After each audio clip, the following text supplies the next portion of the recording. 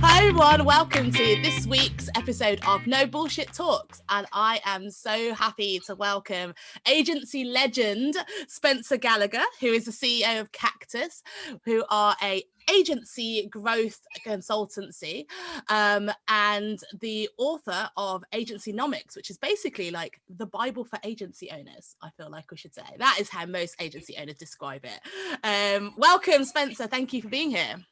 Thank you for inviting me, Sabrina. It's a real pleasure to be here today. So I have brought you on today because I think that, you've grown and sold your own agency. You've, helped so many other agency owners do the same thing. You've taken agencies from zero to hero, to be cliche.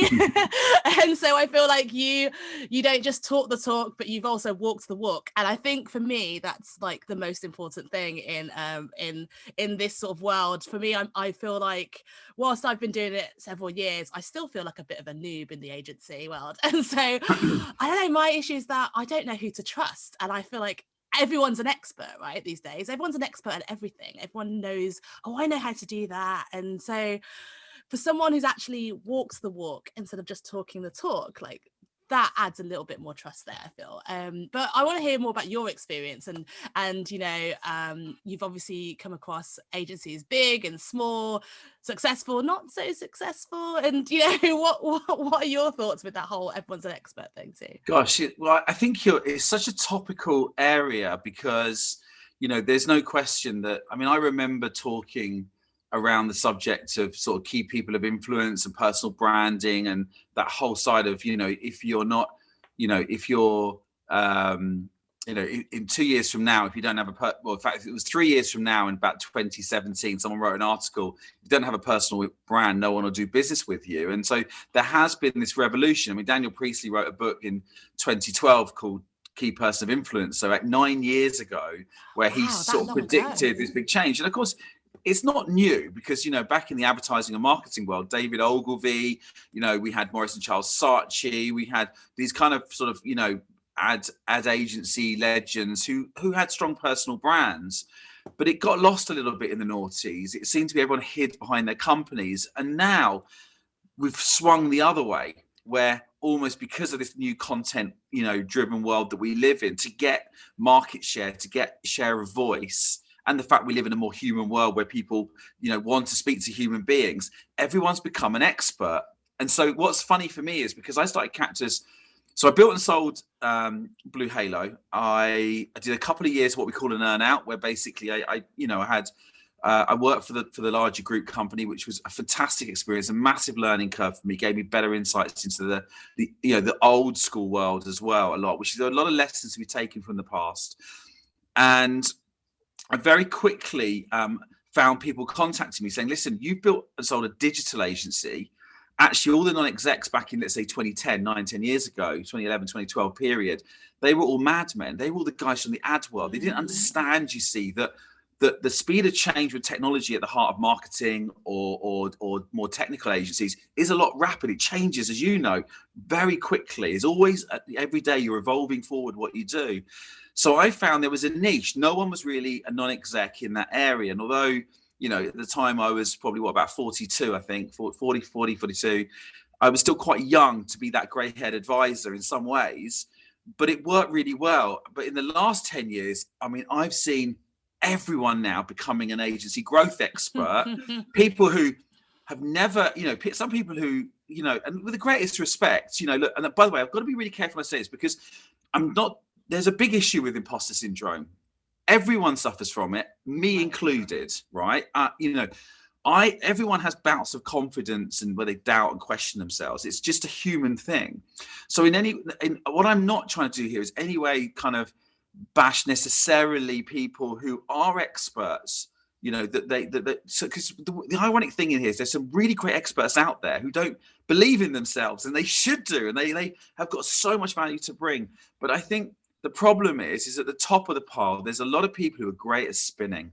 And I see it now more than ever. Like, the way people spin their achievements is just comical sometimes, because I'm fortunate enough to have seen those people's careers and what they've done. And so sometimes I find it a bit frustrating that people have the same label as me, But where I've spent 60,000 hours mastering my craft and learning everything inside out, these people have done a couple of years working in sales in an agency, and now they're growth experts. And it's like, but and so I think it is difficult in this world where everyone's becoming an expert. How do you filter?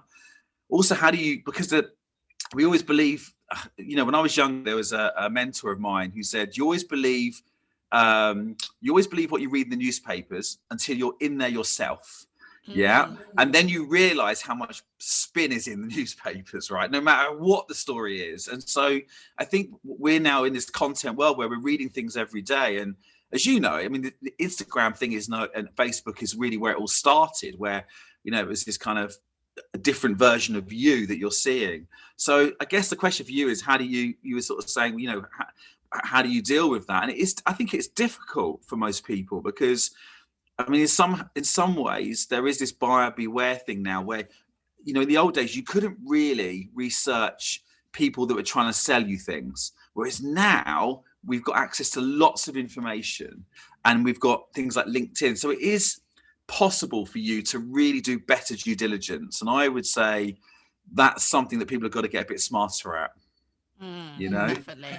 Well, you mentioned 60,000 hours. I was just thinking that's 6 times more than Malcolm Gladwell says to be an expert. So you've definitely got that sorted. Yeah, but do you know what though? I still have these murmurs, these comments from people that come back to me indirectly from competitors going, oh yeah, but he's not done this, he's not done that, he's not done the other. So it's funny, isn't it, how even though I've done all those things, I've built a business, oh yeah, but don't take advice from someone who built an agency I hear this a lot, 10, 15 years ago. I'm like, Is it harder then? Well, I mean, that's what I would have thought.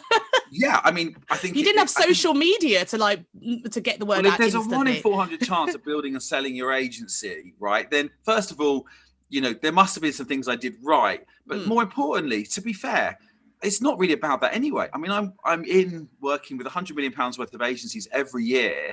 I'm in real time every day. I know how the market is changing, how it's shifting, who's doing what well, who's not doing what right. I see it holistically, but I've actually been there and experienced it. So I've got empathy and sympathy with the owners. And I think that uniqueness is very powerful. But even I feel like I'm having to justify myself, my expertise, because, people will attack me. And it seems strange, really, that,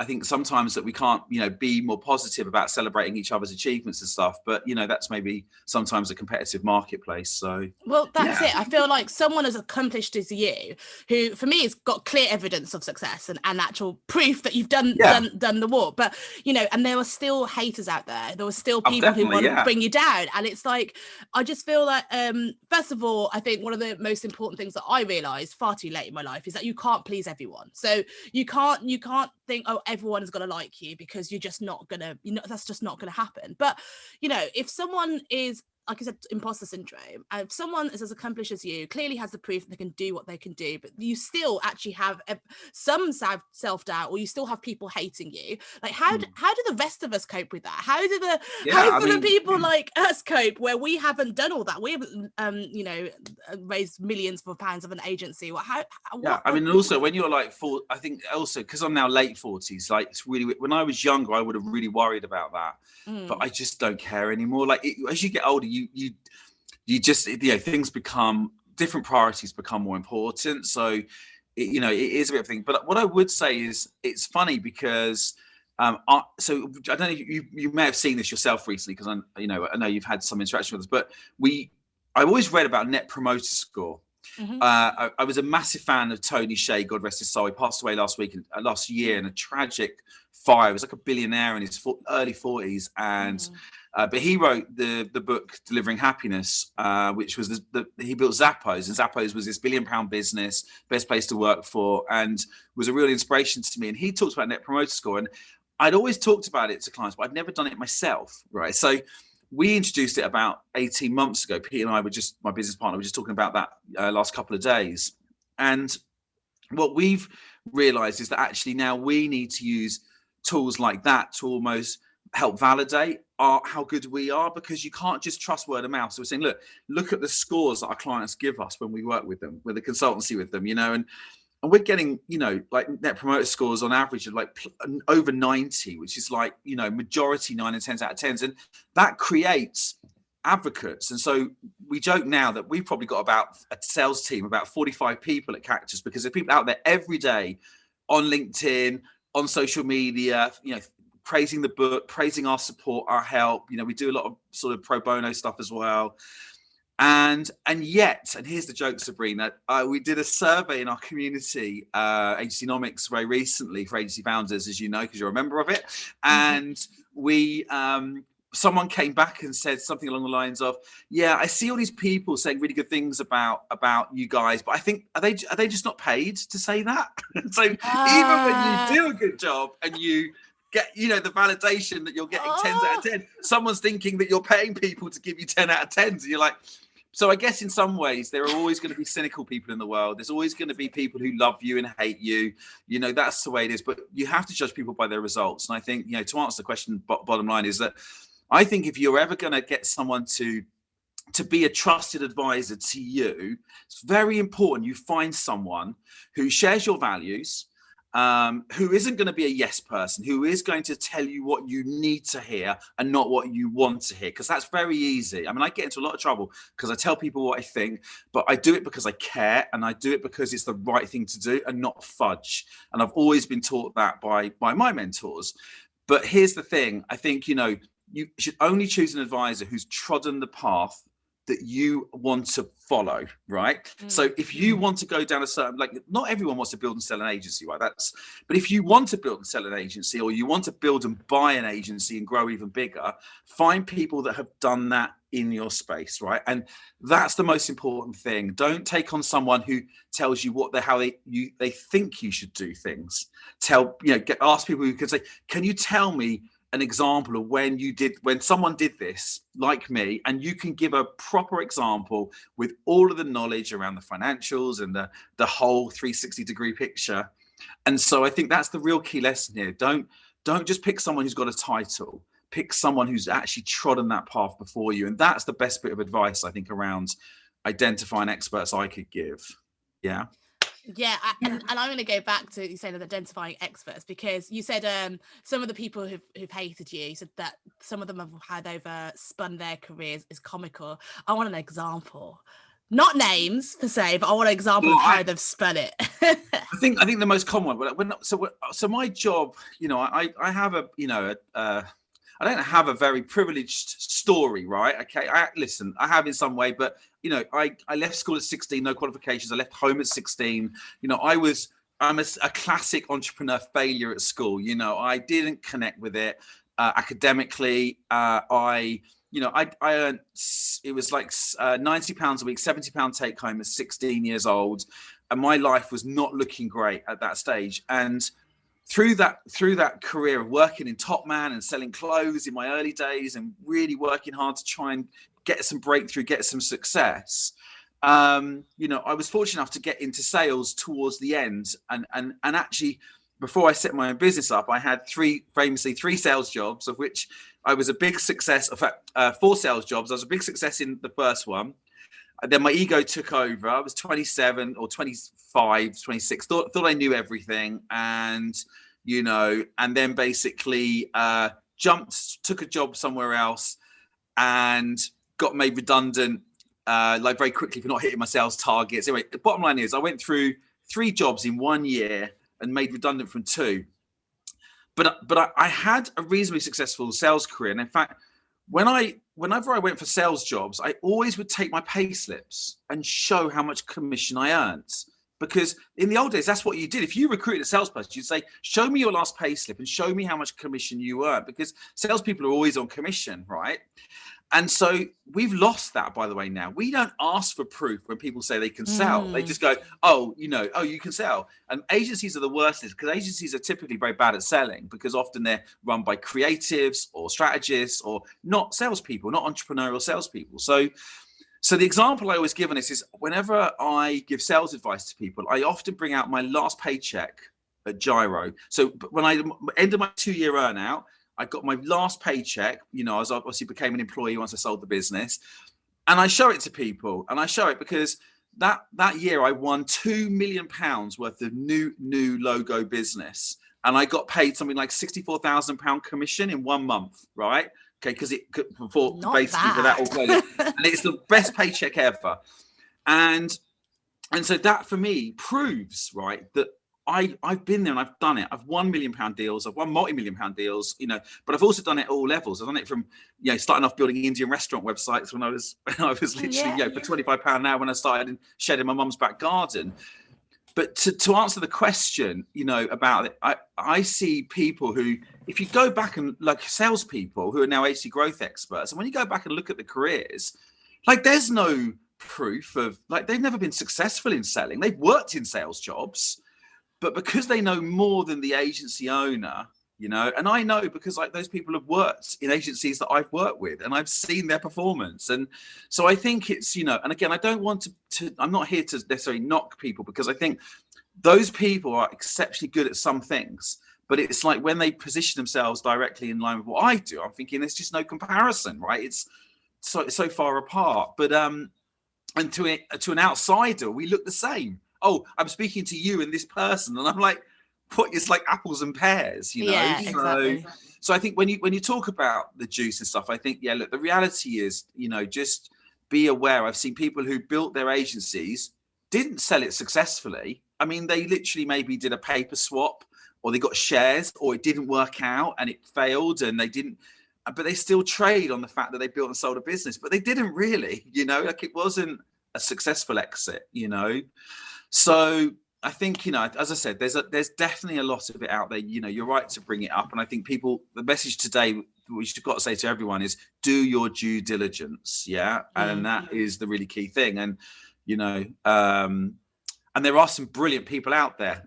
Let's not get away from that fact. Yeah. So you've your stories just reminded me of my like first retail job as well. So you worked in Top Man, I worked in Selfridges in Birmingham. All the best people started working in retail. Like, yes! When I used to interview people, if someone works in retail, I'd give them a job in my agency, because it's got to be one of the toughest businesses.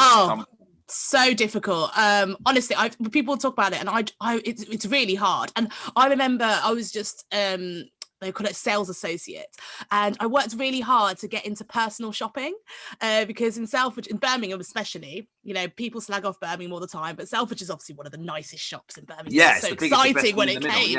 Yeah, exactly. It was so exciting when it came. I was like, I want to work in the best shop, and I went there like basically the first year that it was open, and I applied and I got a job. I was really excited. I was 16.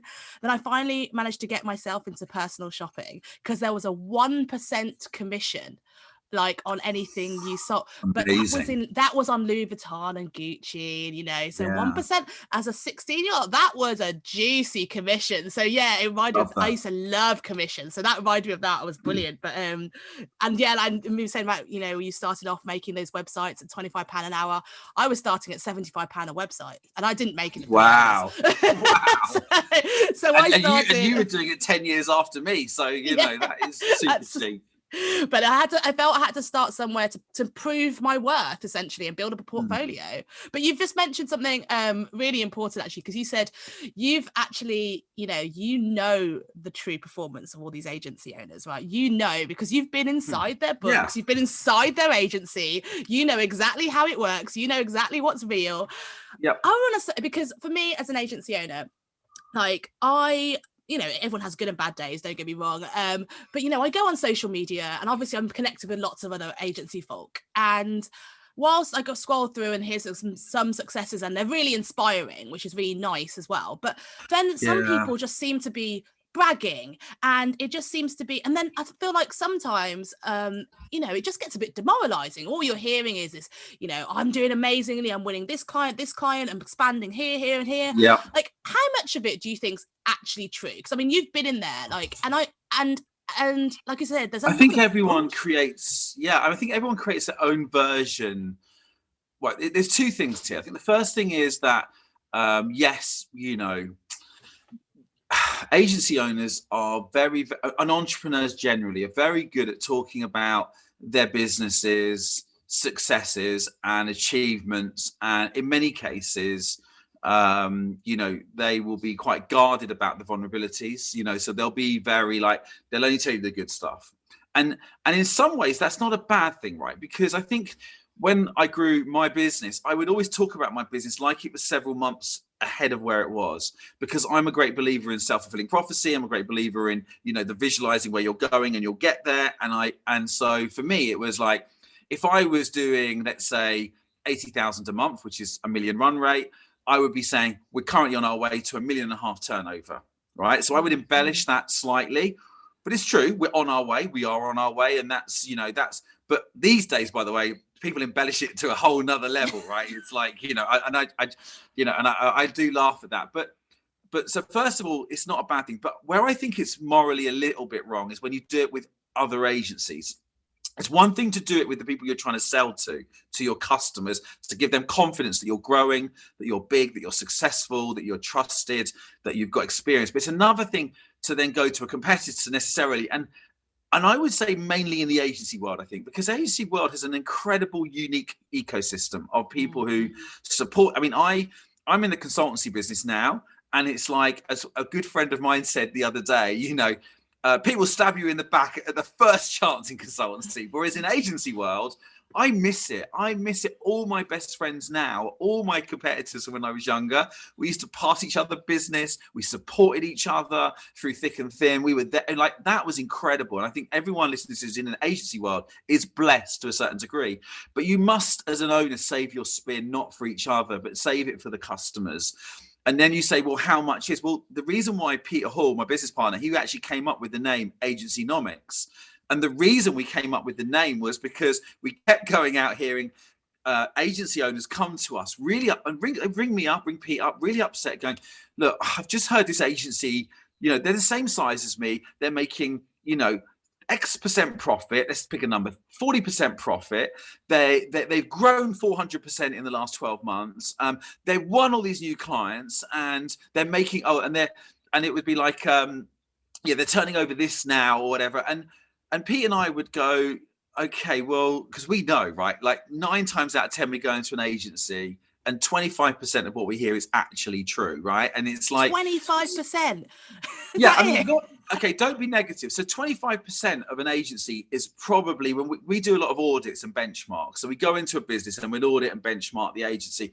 And when we do the strengths list, which every single agency we've ever been into has got a brilliant list of strengths. If I came and did an audit in your business, Sabrina, we would find a core of your business that you do probably better than anybody else, or you'd be in their top X percentile. Yeah. Then there's like 25% where it's completely the wrong approach. It's the wrong thing. You don't know what you're doing. It's like there are a load of other agencies doing all that stuff so much better than you. Okay. And then there's some stuff where you've got some opportunities to, obviously, like the typical SWOT analysis, The 25% of it is where you've got some clear opportunities to improve and get better. And then there's 25%, which probably could bring your business down if you don't basically get your shit together, because as they say in agencies, you're only 3 calls away from your biggest win and 3 calls away from going bust potentially. So I think, to sort of say, go back to the story. So we went into this agency after hearing this one particular story. They asked us to be their advisors, and we went in, and we had obviously heard, all these incredible numbers. I went in, and it was just that agency had hit that monthly turnover in 1 month, and they'd multiplied it by 12. And they'd made it their turnover, but it was an exceptional month in which, let's say, for example, they'd sold a £300,000 website. Instead of accruing the revenue 100 a month, 100 a month, 100 over 3 months. You know about accruals because I know you've got a bit of an accountancy background. They just said, we did 300 grand in 1 month. So they told everyone they were a £3.6 million business, and they included the VAT. So they put the VAT on top, and they made that their turnover. And then the profit month was that month. And so they made 40% profit in that month. But it wasn't, but on the year, they only made like 9% profit, which is probably, so the average is, just so everyone knows. And I have to say this very carefully, because when you're small and you have no infrastructure and no overhead, you can make larger profits. But often those agencies, when they're small, don't count their dividends as salary. So they go, oh, you're paying myself 12 grand a year, and yeah, I'm making 40%. But actually, when you normalize, as we call it, the business, Most agencies actually make between 9 and 14% profit. A good agency is 20 to 25% profit. And yes, we've all worked with businesses. I've done it who make actually in Birmingham, where you're originally from. I mean, I worked with an agency there and they made 50% profit on quite a few million turnover. It didn't last. These things don't always last, but it soon changed. But so there are exceptions. However, on the whole, those numbers are quite true. So Pete and I called it agencynomics because we wanted to take away the bullshit from all the numbers and try and give everyone a bit more of a baseline validation without you feeling like intimidated. Go, look, this is the truth, And actually, it's very easy, by the way. I'd say it's very easy for you now to sniff out those bullshit figures, right? Because all you have to do is go, well, say to someone, in a business, in an agency business, what's your turnover? And let's say they say £1 million. And then you say, well, how many full-time staff have you got? And if they say they've got 30, well, normally you can let's start again. You say they're 15, you'd say that's probably about right, because normally on £1 million turnover business, it's about £75,000 turnover per employee. But if someone says to you, I'm doing £1 million, I've got 4 people, the numbers don't quite stack up. And then you've got to go, well, why is it? Oh, you're including media. And there's all these other things that people can do to spin, So what I would say to everyone is, look, don't run your own race, Look the facts. If you are going to take advice from other agency owners, which, by the way, was invaluable for me, Graham Darracott, big shout out to him. He was the agency down the road. He was a little bit bigger than me on my journey, and he kept telling me what would happen at each step. And I trusted him because everything he said that would happen next happened. Right now, I would say talk to 3 agency owners, and if they all say the same thing, then do it. Right. So if they all say, oh, you need to use this company for lead generation, and we've done it, it's successful. Not if you've heard it once. If someone says, I did it and it worked, go and find 2 other companies. That would be my advice, just to make sure there's a pattern, and be prepared to test it and see. It might not work for you. They may also be spinning. So, I'm fortunate. I get to look at everyone's pipelines. Like probably what I worked out yesterday, on average, something like £8 million worth of pipelines a month. So I get to see where all the leads actually come from in the UK, and they're not what people think they are, or tell other people that they are. That's the funniest thing. So you mentioned this 3 people. The reason why I said that is because that's how I wanted to talk about this topic about everyone's an expert, because I swear that if I ask 3 people, I get like 6 different answers for a start. Yeah. So you've got to keep asking more till you find the same 3. But you also just touched a minute ago on 9 to 14% is what a good agency should be making. So that's something I wanted to talk more about. Is what does make a great agency? Because that's one of the things I think is hard about the agency world is, there are so many agencies out there, and there are so many that all do what look like the same thing to a layperson. I think that's one of the hardest things. Like, how do you stand out? So, how does someone tell the difference between a good agency and a great agency? Not just obviously from your perspective, because infrastructure wise and processes wise, what's the difference? So I want to hear from both. So like from consultancy wise, growth size, maybe what an investor would look like or buyer would think, but also from the customer perspective, what do they think is a good agency and what's a great agency, for example? Yeah, it's a really good question, and it's quite complex in many ways because at the core, most companies, most organizations choose an agency because they can't deliver that service in-house. They don't have the resource, time, money, etc. So when they then go to find an agency, they tend to look for 3 things. They tend to look for do their values and your values match? We call it chemistry. Do I get on with you? And chemistry is something that has been around for a long time in agency world. It's the people by people part, right? Mm-hmm. And in a service business, it's key. And that's why everyone who tries to productize their service and sell it as a product often fail, because when it comes to anything that's bespoke and it's service and you're solving a problem, you need to have chemistry. So the first thing is clients look for chemistry. Then they go to credentials. So can you show me a case study? Can you give me the peace of mind that you're a trusted person. Not only are you a nice chemistry trusted person, but can you prove to me that you've delivered this before, what I need?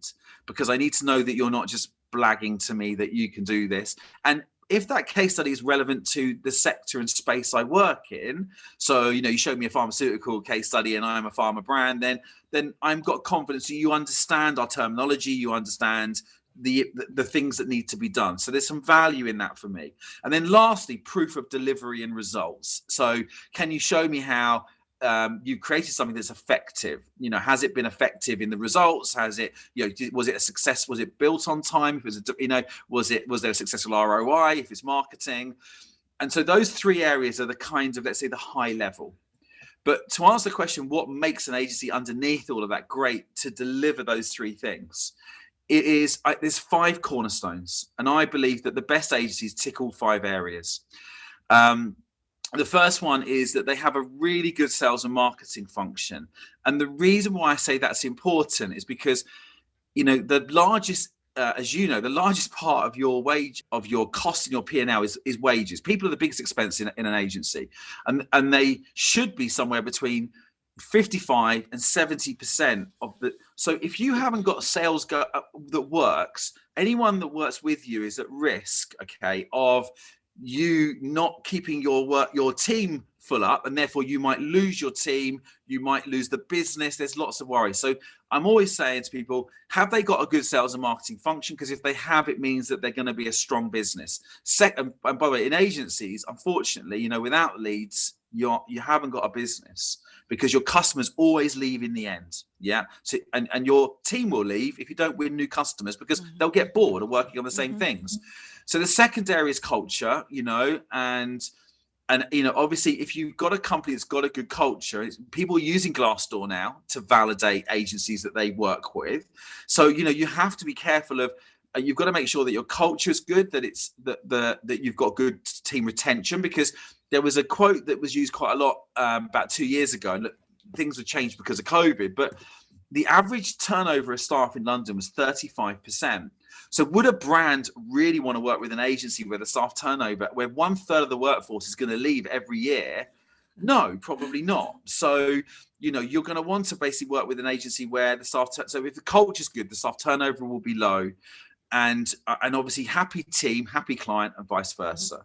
So thirdly, proof of good operational delivery. A great agency can deliver work efficiently, effectively, profitably, on time, on budget. Yeah. And then lastly, they've got reasonably good finances. Now, they don't always have to have world-class loads of cash in the bank. I think that would be, sometimes I actually see the businesses with a lot of cash in the bank are the most vulnerable, because they get lazy and complacent around the way that they deal with finances. But so finances is obviously the fourth part. And then lastly, mindset. So is the mindset of the business a growth mindset or a fixed mindset? And you know, and I think if an agency's got those 5 things, they've got a great mindset, a great culture, they've got a good sales and marketing function, they're great at delivering work, they've got the finances in good order. Have I got everything? I think so. 5. Then that business is a great business. Yeah. But obviously people don't choose them always on those areas. My best clients can tick all those boxes, but most clients I go in, you know, at least have one of those 5 areas on fire in any single month. And that, just to give you that empathy and that, you know, sympathy, look, because I know what you're expressing is true. You know, when you're growing a business, you know, you need to know that, you know, that you're not the only one that faces, you know, I don't know, 10 things go wrong in a day and 2 things go right. That is pretty normal, first of all. Like, more things go wrong than right. Get over that fact. We all have phases where we win every pitch every year, but you know, I've had a client recently has lost 6 or 7 pitches in a row. It happens, right? It's, you know, it's one of those things. But normally one of those 5 areas is broken. You know, I would say each month when I go into a board meeting. So that's what you're striving to do. Yeah. That's really good. It's like you've just given an agency checklist for improvement. I feel like that's really good. Like, I feel like that would be, you know, once we were allowed back in the office, I'd like to could just put those as like big boards on the wall, and then you kind of like, you know, you keep an eye on them all the time. I think that's a really nice thing. It's a really good way of kind of being, I guess. But you mentioned something I think is really important there as well, is mindset. And, you know, like you said, you're big person believer in like, you know, self-fulfilling prophecies and like manifestation, and you know, obviously positivity, negativity is just is evil. Basically, it's like toxic, it's draining. So positive growth mindsets are really important. But on that note, do you think that there are certain personality types who, you know, do better in the agency world than others? Because I feel like we talked about earlier, you know, in terms of success, I mean, you know, I feel like sometimes those who shout loudest do better, because it's like, that's what social media is about. That's what we talked about, Daniel Priestley's KPI. Essentially, that's what it does. It's like, be in everyone's face. That's what his method is like, you know, be there in everyone's face and people will know who you are, be the expert. But like you said, how much of that, first of all, is bullshit? Like, you know, you could have someone who shouts the loudest and could be full of crap. And it's like, so they could be doing that. And so that's the extrovert. But you probably know lots of introverts who are fantastic agency owners. Yeah.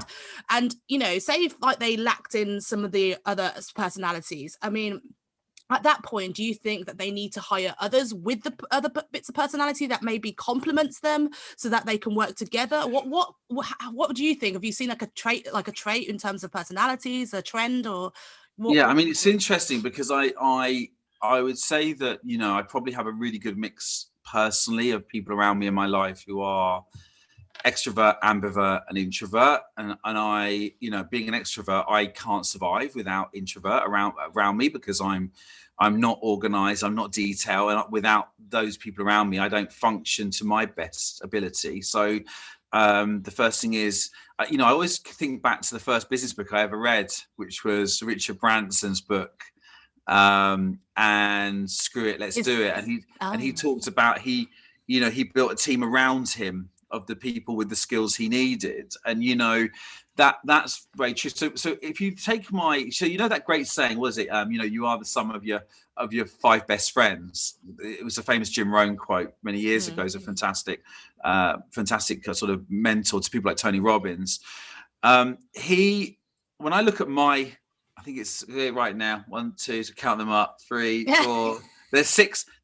I've got a group of 6 of us, and we had 5 agencies between us. Okay. And all 5 of them built and sold for millions of pounds. Okay. So the fact that we all didn't know each other from growing up, we've all learned each other through the agency journey. We all gravitated to each other. We're a support group. And in that group, there is one absolute introvert. Yeah. And the rest, and I'd say probably there's 2 ambiverts, and maybe the rest are slightly more extroverted. So there's no question in my mind that you can achieve, there is no barriers, there's no labeling here, right? It doesn't matter whether you're an introvert or an extrovert, you just have to do it differently. And I think what some of the challenges sometimes with extroverts, it's easy because they can sell, and they'll just go out, they'll sell, and they can grow because of it.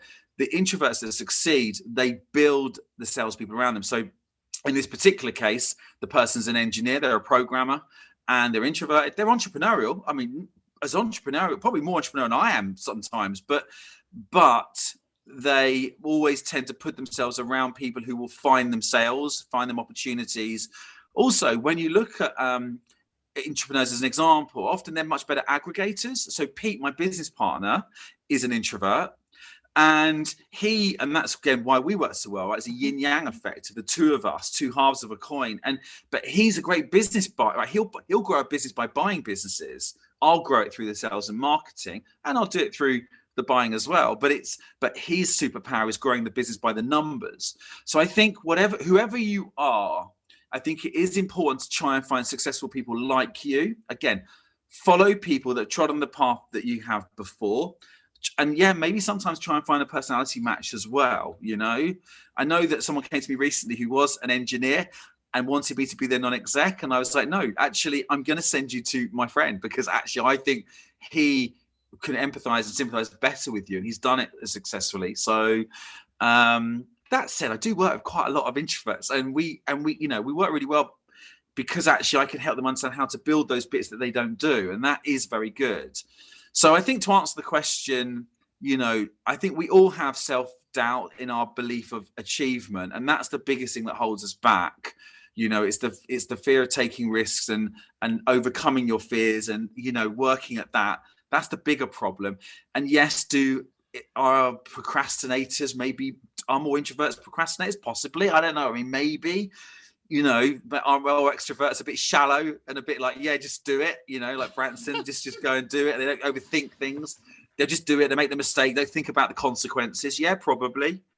And so I think, but there are 3 types of agencies, Sabrina, just to finish on this subject. I think there are those agencies who sell a lot and they grow very quickly. And then that's what I call a type 1 agency. And then a type 3 agency is someone who is a developer, a strategist, a creative, a designer. And they tend to grow their business by doing great work, having great processes, great work. And those agencies do grow the slowest. No question. It'll take often those guys 20 years to get to $1 million. It will take the salesperson 1 to 5 years. Yeah. So there is definitely, what you really want to be is in the middle. I had to move from being the salesperson to the one in the middle that could deliver well too. My friend who's the introvert, he was great at delivery. He had to bring the salesperson in to help him move to the middle. So we are all striving to get to the balance of being able to sell well, being able to deliver well, and not focus just on one mutually exclusively. Yeah. That's quite intriguing, because I never would have thought of it that way. And yeah, I guess that brings me to the point of what you do well, right? You guys are agency growth consultants. That's what you specialize in. You specialize in growing agencies. Yeah. I do feel that too many people focus on growth too much. I feel like so many agencies just suddenly go, we need to grow, and they don't understand what that actually means in the grand scheme of things, right? They think that means more people or something like that. Yeah. That means bigger office. But like you said, it doesn't necessarily mean that. You probably need to focus on the profit more. Like, what if you're like, you're growing in terms of numbers, but you're not making any profit? That's not really, a sustainable business. I guess I would love to know some general tips basically for agency growth, and obviously not give away all your key secrets, because that's why people hire you.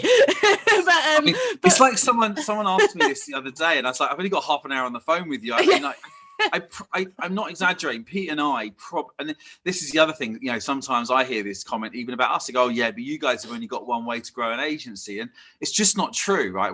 We have probably 5 or 6 different approaches to scaling. We've seen who does what the best in each different area. We understand what the new trends are on how people are growing. Like, it's very easy for anyone to see, how Carrie Rose at Rise at 7 has built a £3 million agency in 20 months, right?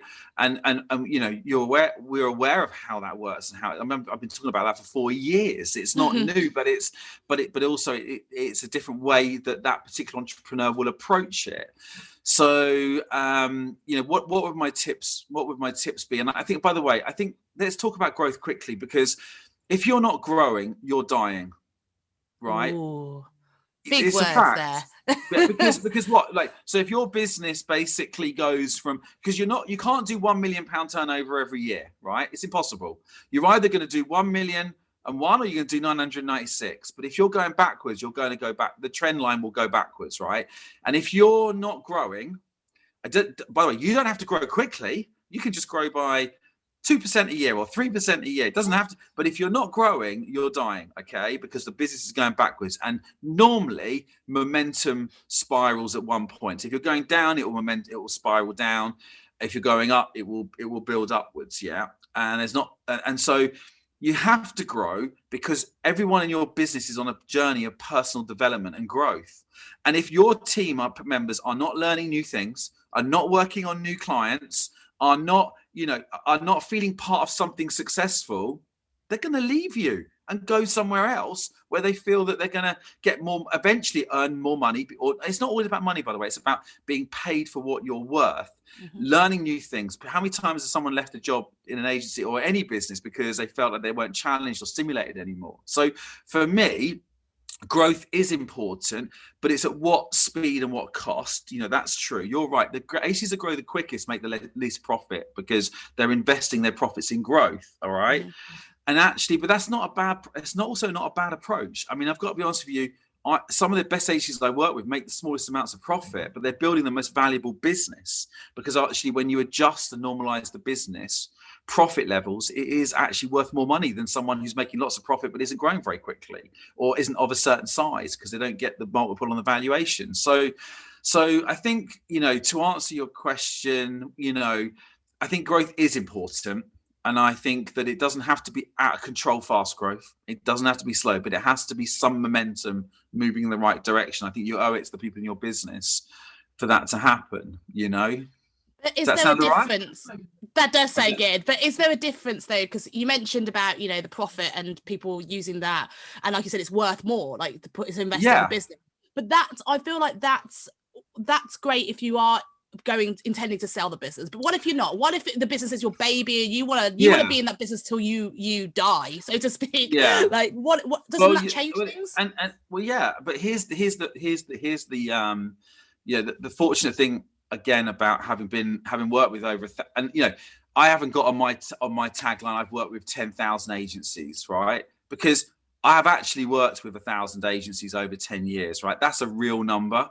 I've not just had a conversation or connected with 10,000 people. It's like that's the point here, is that I've been into so many businesses now that I see the picture. And the truth is that, when you grow, when you have a business, right, you got to think of it like owning a house. Okay. When you own a house, you decorate the house. You may not ever sell your house one day, but your house, if you don't decorate your house, it will become a wreck, and you will lose the asset value that you have in it. Okay. So when you have a business, you have an asset, and you have a duty of care to protect that asset's value, because what you don't want to do one day is find out that all of a sudden, God forbid, your partner, yourself, your one of your relatives has got a terminal disease, and you need to walk away from your business and you need to sell it. Not because you ever plan to sell it, but because life becomes all of a sudden a different priority to you. And so, I live in a home, not a house. I don't plan to sell my home, but do I still invest in it? Yes. Do I still add to it? Yes. Do I still care about the value of it? Yes. And so what I would say is, not everyone, I would say most people I speak to and work with probably don't want to sell their business. I'd be really clear about this. The majority don't. Yeah. They just want it to grow. They're success driven, a lot of people, or achievement driven, or they care about their team and they want their team to do well in life. A lot of them do. I would say it's quite surprising how many owners I work with who their priority is not themselves, it's their team, right? It really is. And all I would say is that, if you are, always just, even if you're not thinking of selling it, still understand the value of your asset and understand how to protect that value, just in case one day you are forced to sell it because of circumstances. Yeah. And have it ready. Otherwise, what will happen is you'll end up and I've seen this before, by the way, so this isn't me just making stuff up. I've seen it many a time. Someone's had to sell the business because of a personal situation, and it's worth nothing because they never prepared or planned for it, and they fire sell it and they give it away, and then they have to go. They can't get a job, haven't got a job because they've got to support somebody else, and they haven't got an income either. And look, there are always ways around of putting in people to run your business and things like that. But all I would say is that, it's always try and treat your business like an asset, whether you want to sell it or not.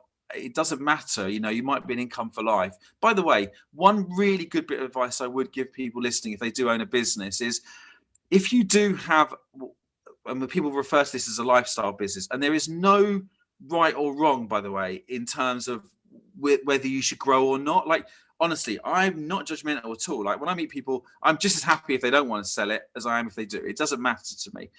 But the bit of advice I would give everybody is that if you do have a business where you plan to sort of remain at a 10, 12, 20 person business till you retire, or maybe you want to sell it to the team one day or whatever, make sure that the money you take out your business goes into investments, because your business is an investment. But if you don't treat it like something that will be worth value sometime, it's not a problem. Both my parents had cleaning companies, okay, right? Contract cleaning companies. And when they got to 60 years old, they sold those businesses for nothing. I mean, they were worth 50 grand. Yeah. Okay. But luckily they had paid their mortgages off. They did have some, well, in one case they did, in one case they didn't. So my advice is, if you aren't going to go, make sure that you don't just spend what you earn each month, and make sure you squirrel it away. Yeah. Does that answer your question in a very long way? It definitely does, and I feel like I wish I heard that last bit like several years ago, because I totally did that. I think I think we all do that for a bit, so it's not a bad thing if you've done a few years of that. Like, I think we all do that to a certain degree, right? So I love the house analogy though, because you live in that house, you're not necessarily going to sell it, but you keep it nice and livable. Like, you've got to be there every day. Same as your business, you've got to be in your business every day. And one day I might have to sell this house. Exactly. And if I sell it, I don't want it to be something that's unsellable, because I'm not planning to, but who knows what's going to happen, The kids leave home. I'm too old to do the gardening anymore or whatever, I love that. And I remember the lifestyle business from your book, which I was saying is the Bible for agency owners. So I wanted to obviously just finish off by just to ask you about the book and where people can get it, and what are the plans are for the book. So thank you. The book is on Amazon, and actually we were going to take it off sale, but we had loads of people, so many people still buying it, that we just said, actually, because we're rewriting the book, because we're updating the book, let's say, rather than rewriting it, because in the last, let's say, 3 to 4 years since we launched the book, actually a lot of things, COVID's had a big impact on some of the way that the more agile distributed workforces work. So we're rewriting the book and modernizing it. However, most of the fundamentals that we still talk about today are the majority, probably bar location, and there's a little bit of updated stuff which you can get in our community around the new business areas. But most of the book is like 95% of it is still true today as ever. And so, it's on Amazon, go buy it, but there will be an updated version, which I think will really hopefully will be enough fresh new content in there to give everyone, even more, some even more great reading, and that should be finished. Pete and I are writing the last couple of chapters in March, so I'm hoping sort of probably May, June time it'll be ready. Very exciting. It's hard work writing a book, by the way. Yeah, it's not easy. Definitely is. Yeah, you've written one. Sorry. Yeah, it definitely is. But I'd say that, like, you mentioned the agency-nomics community. Obviously, that for me, mentioned so many times about the support bubble. You mentioned your friends. Like, I don't think I would have survived COVID without the agency-nomics community. Like, honestly, it's been amazing. Like, some of the people I've met in there, like I was saying, the agency owners, and I definitely think you're right about surrounding yourself with the right type of people who have similar goals and things like that, because I do get intimidated by some of the stuff out there, whether it's fluff, whether it's spin, whether it's real, I don't know, but I definitely get intimidated. I think that surrounding myself with a few who have similar goals and values has been so invaluable to me, and so I'm obviously super grateful that I've met you guys and everything you've done, and so it's been amazing. Listen, you've been a fantastic supporter of us as well, and I think you're right I remember when I first started doing Cactus, that how hard it was for me in my early days of my agency. Like, I nearly went out of business 8 times, Sabrina, right? I was, I had many times when I couldn't, I made paycheck. As soon as Pete joined, I made paycheck every month, but there were months when I didn't pay myself, right? And it happened, okay? And so it's never, some people do have it easy all the way through. Look, there's no question, but the majority don't, right? The majority, if they grow, that eventually they start running out of cash, and it happens. All good businesses run out of cash at some stage. It's never an easy journey growing a business. When you hear other people tell you good stories, you're not hearing everything. Trust me, I go into enough businesses to know that everyone's got a problem, and some people have got a really big problem. They can't even see their own problem, right? I know there were times when I thought I had everything right, and then the business just broke, and I had to start again to solve it. And just when I nailed my processes, they broke, and I had to redo them. So, there is a continual journey of improvement. So, do you know that hearing you that you struggled actually makes me feel better. It's that Schadenfreude thing. But it's just like, you actually struggled too. It's not that easy. Like, last year we helped quite a few businesses buy businesses, and a couple sold who have been going for a long time now, the businesses. And a couple of those, externally you'll be going, oh wow, they must have been an incredible successful business, but no, it was a hell of a roller coaster to get to that stage. So, I think it's it's lifting the lid up for me, and peeking inside under the bonnet, the real side of a business is an eye opener. And something that you should never whatever. Never feel don't feel threatened by other people's success, because there's always a story you're not hearing about. Just like in real life, it's the same thing, isn't it? Whenever you meet someone, there's always something going on with that person behind the scenes. There's no one in the world lives a perfect life of harmony and bliss. Right. There's always a struggle, right? So the reason I started the communities for ages was because I was struggling, and actually the first one ended up becoming a bit too commercial. And I always with Nomics, the idea was we do it as a not-for-profit. Like, it's my charity. We donate all our time into that community. But I'm really touched and lucky that people like yourself and everyone who's joined in the last, we've got 1,000 members in the first 8 months. And these are all business owners. Everyone's been really positive. If you've been in there, it's like you have been, of course, yeah. No one's really hating a negative. And I know that sometimes you like that because you like to hear other stuff. But I do not in a negative positive way. No, but I like because you want to know that if there's, but everyone in there is supportive and helpful, is what I'm trying to say. And I think it's a welcoming culture. It's a much richer culture than other people have to pay to join, because then you're only getting the people who've got the money joining. Whereas this way, you get better diversity across all areas in the community. It's more representative. Yeah, I agree, and that's what I was saying. Is I feel like there's no barrier to entry in that sense. Everyone wants to join, everyone wants to be a part of it, and they're there because they want to be there, not because they feel they need to get value for money as well, because they're paying a membership. So I do love, as I said, that I love that. So how can other people get in touch with you? Like, if they've enjoyed what they've heard, they want to know more, they want to be like, how do I grow my agency? What's the best way to get in touch with you? It's a very good question. I think I'm at the stage now, because when you write a book, suddenly everyone starts contacting you every single day. I would say connect on LinkedIn. Send me a message though, explaining a little bit about who you are and where you're from. Make it just send something a bit more detailed about your story. And if you read my profile, you'll know how you can add me as a connection. And so I guess if people want to contact you, get you on LinkedIn, look up Agency Nomics, buy your book, and then I guess that's it. And hopefully that'll be. I never get to plug myself lots. That's really nice. Thank you. No worries. Yeah, well, obviously we have a Cactus website as well. So go to the Cactus website. I know you want to redesign it, but it's very functional, and it says on the front page what we do. It's a bit run still, but it hopefully outlines what we do as well on our day jobs. So yeah. Good. No, I can't help but look at websites and want to redesign them all. It's a disease.